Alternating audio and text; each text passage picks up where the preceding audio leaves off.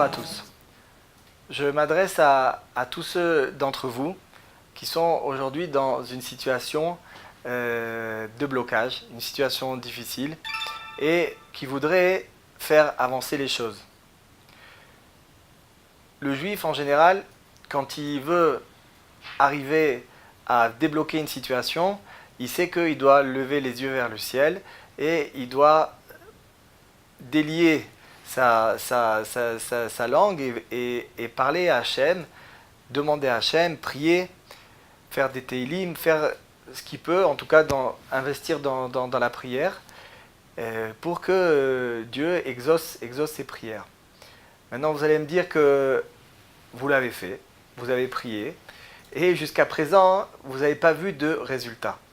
Et même certains d'entre vous vont me dire que ça fait quelques mois ou quelques années qu'ils prient et la situation ne se débloque pas. Alors, je vais vous donner aujourd'hui un conseil que donne Rabbi Nachman et qui peut vraiment vous aider si vous le mettez en pratique. Ce conseil, il le donne dans le premier enseignement de son ouvrage Likutei Moharan. Il explique que ce qui fait que les prières et les demandes d'un juif ne sont pas acceptées, ne sont pas exaucées, c'est parce que ces prières-là, il se peut qu'elles manquent d'importance, elles manquent de grâce. Qu'est-ce que ça veut dire la grâce ? D'habitude, on pense que la grâce, c'est un rapport avec une personne, avec la façon d'être d'une personne.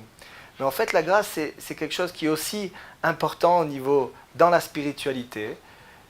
C'est quand une personne a la grâce, elle parvient à persuader, elle parvient à convaincre les autres personnes, parce qu'en fait, elle agit sur le cœur de l'autre personne, et elle fait en sorte qu'il y a une place qui se fait dans le cœur de l'autre personne pour l'entendre, pour l'écouter et pour agréer ses demandes.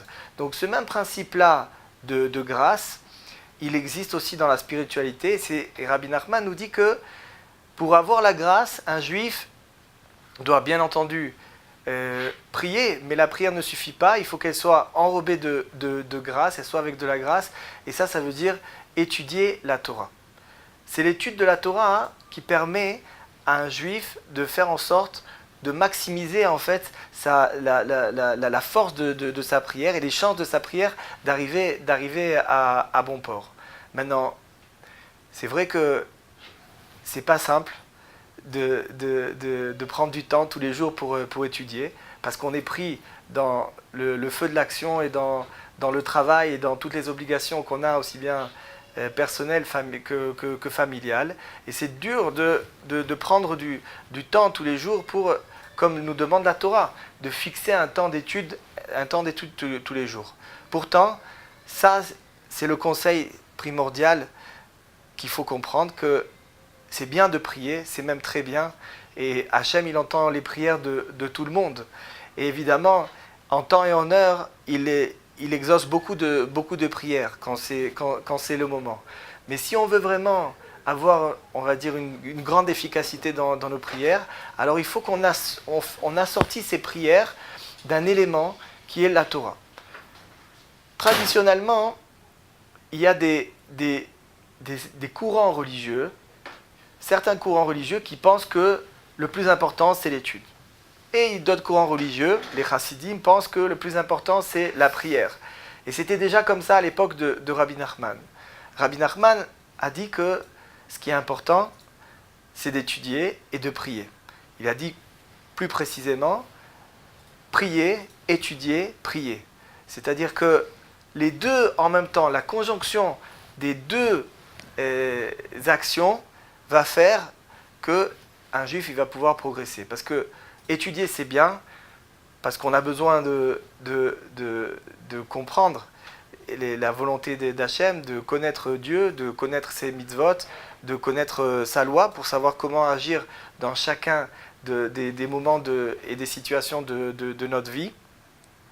Mais la prière est tout aussi importante, parce que c'est elle qui nous permet en fait de progresser, c'est elle qui nous permet d'enlever des obstacles, et c'est elle qui nous permet d'atteindre toutes ces choses-là, toutes ces belles choses-là qui sont inscrit dans l'étude. C'est-à-dire que celui qui étudie et qui ne prie pas assez, alors il va avoir un problème, que son étude, elle va avoir un potentiel de transformation assez faible. Et celui qui prie sans étudier, alors ses prières, elles vont manquer de grâce. Donc voilà le schéma que nous donne Rabbi Nachman pour qu'on arrive à comprendre le lien entre la prière et l'étude, et pour que Bezrat Hashem, on réussisse à faire ce mariage, qui est un mariage fondamental, de en même temps prendre de la sagesse, prendre de la chorma, étudier, et après faire que cette sagesse-là, elle se transforme en une réalité, c'est-à-dire en des actes concrets et en un comportement qui correspond justement à cette étude qu'on a fait. Alors, c'est bientôt Shavuot, et je vous souhaite à tous de réussir ce pari qui est d'avancer, de progresser par l'intermédiaire de votre étude et de vos prières, et d'arriver à faire que les deux en même temps atteignent leur but.